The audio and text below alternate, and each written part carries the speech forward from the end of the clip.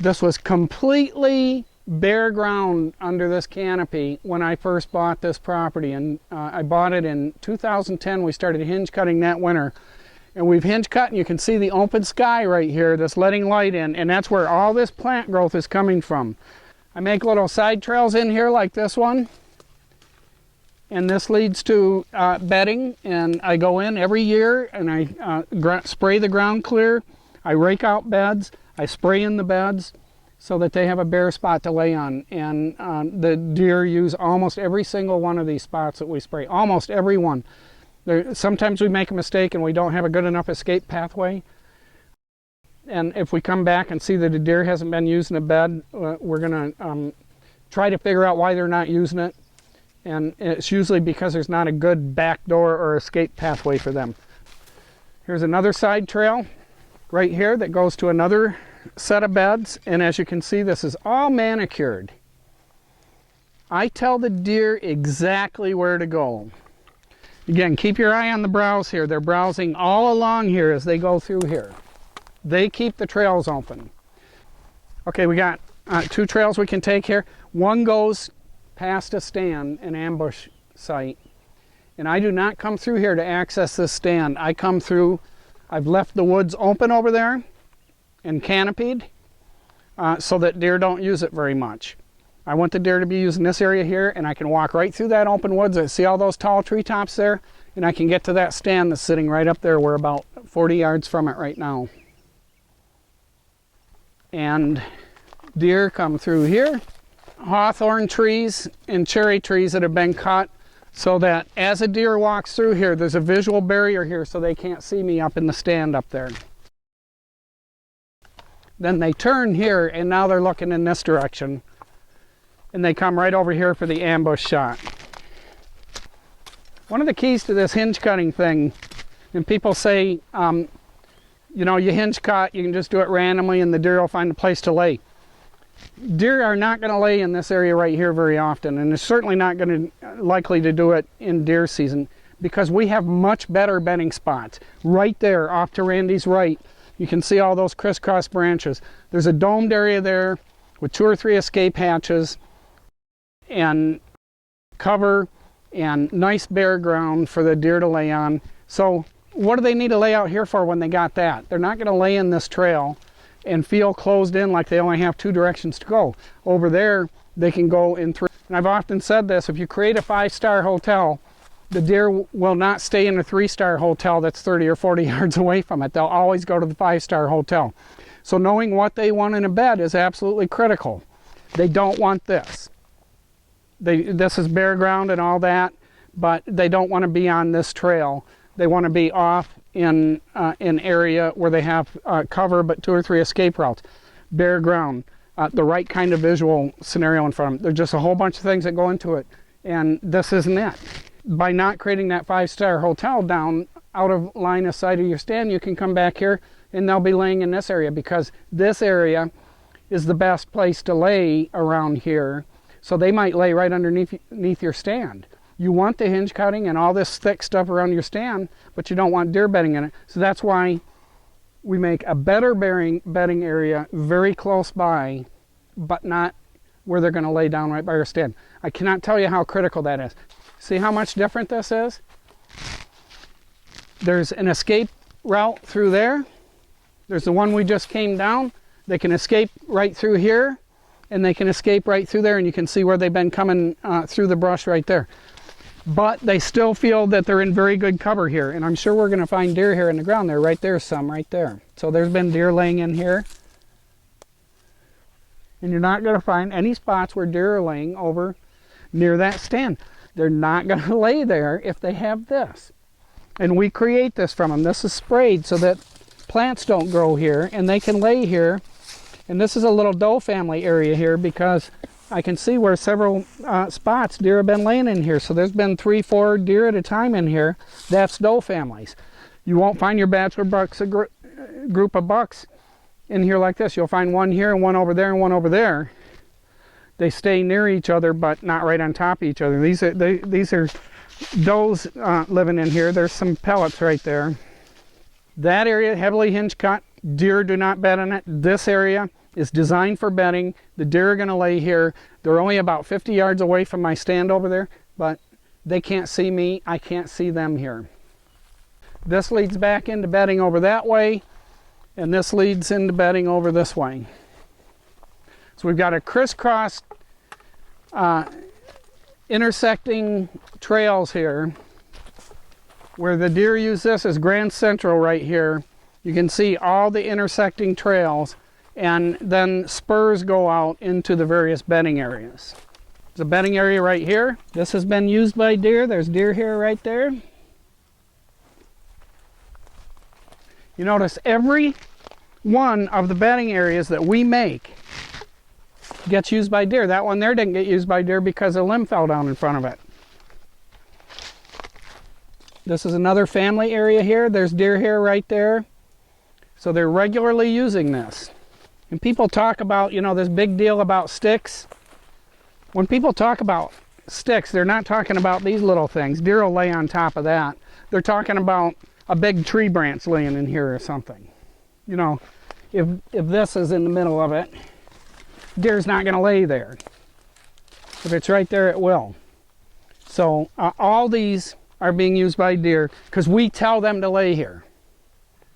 And it was a great idea in its time to create a sanctuary, but we've developed and understood that that's not a sanctuary during July or June or May. Right. It's a sanctuary when the guns start blazing.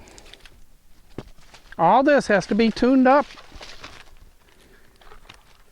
Come into your sanctuary and the deer can't even get at their beds if you don't come in and clear the pathways for them to get in there. This right here, I had a little trail back here. I got a buck bed in there. You can't get at it. This tree fell down. It broke off and fell down. I got to get that out of the way. I'm going to have to come back with a chainsaw for that one. You see how important that is? My 5-star hotel for bucks, 2 of them, have to be fixed. Otherwise, they might lay down over by my stand or on my trail in or something. As long as these are here, they're going to lay here. Here's another bed right here. It's too got a stick that has fallen down in it. But it looks like there's plenty of room to lay down in here, so I'm betting I'm going to find deer hair in here. Right there we go. Deer hair. This is a bed that I made. It's got a little escape hatch right back through there that they can go to get out of here. 5-star hotel right here. What buck wouldn't want to lay right there in all this cover?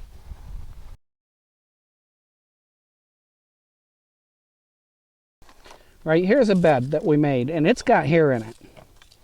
I'm telling you, unless something like a stick falling down or we made a mistake in design sometimes, all of these beds that we make have deer hair in them. Now you can see from here on there's been less travel through here. Right away you can see it. We're getting close to the property line, and that property line is not somewhere where a deer wants to hang out very much. At least they don't want to go in that direction because there's hunters over there that'll shoot anything that moves. It's like a deer's been bedding right here. See, that's something they're doing voluntarily here. But we're way back in the thick stuff here. No, maybe not.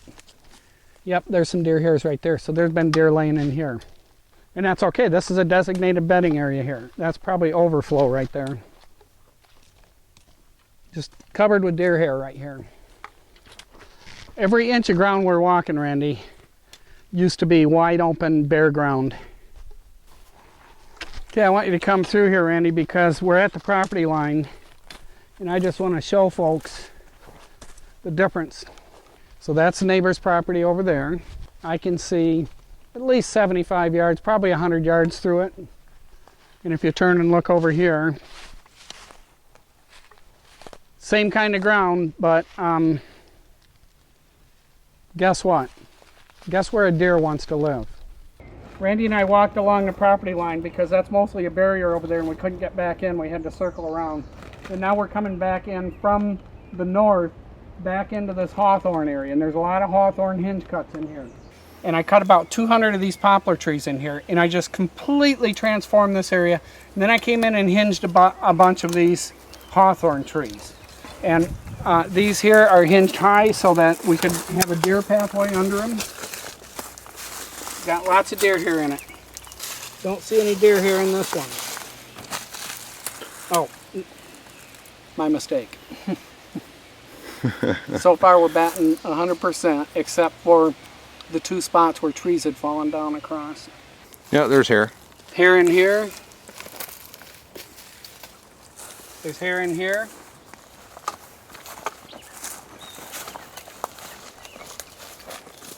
There's hair in here.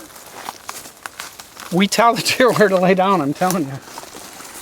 Understand here is this is no more than 4 or 5 acre area that we've been walking around in. We haven't even seen the dense areas. We haven't even been in the dense areas.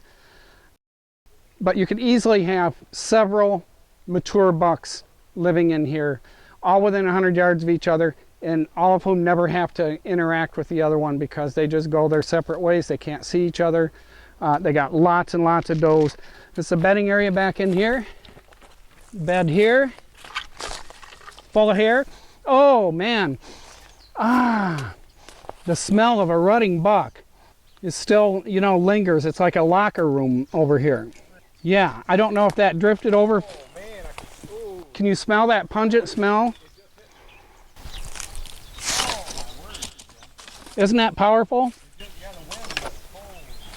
One of the most powerful ways to tell that you're in an area where a buck has been bedding is by the odor that comes off of it. You know what they smell like when you kill one, because they're wild animals. They don't take baths. But yeah, this is pretty much what it looked like. This is probably a little denser than that area was because that had the heavy poplar tops. So again, this area is just created to create some variety. The deer are surrounded by cover all the way around. We don't want it to be completely dense all the way through. We leave some areas canopied. They can move through here easily. They crisscross. You can see their trails crisscrossing through here. So we just come in with that bare root herbicide and make sure there's spots for them to lay down in. There's deer hair in here. Deer hair in here. Deer hair in here. So here we came upon a natural buck bed. We're over towards the boneyard. And again, look at the theme. We have, again, the Modiflora rose, tangled bush, dead Modiflora rose right behind it. We've got the limbs from this hawthorn tree hanging down. He's laying right here. It's just matted with hair in here. And got his back up against there. He's watching in this direction. Perfect. Study this, because this is what a buck wants when he naturally finds a place to lay down. This is the kind of spot that he lays in. So it's not rocket science. We just look at this and say, well, if that's what he likes, let's make something like that over here. Let's create a backstop like that, or find an area with a big tree and just butt a buck up against it, and then let him look out at this gray zone area here with all these this growth in it. He's been laying here a lot.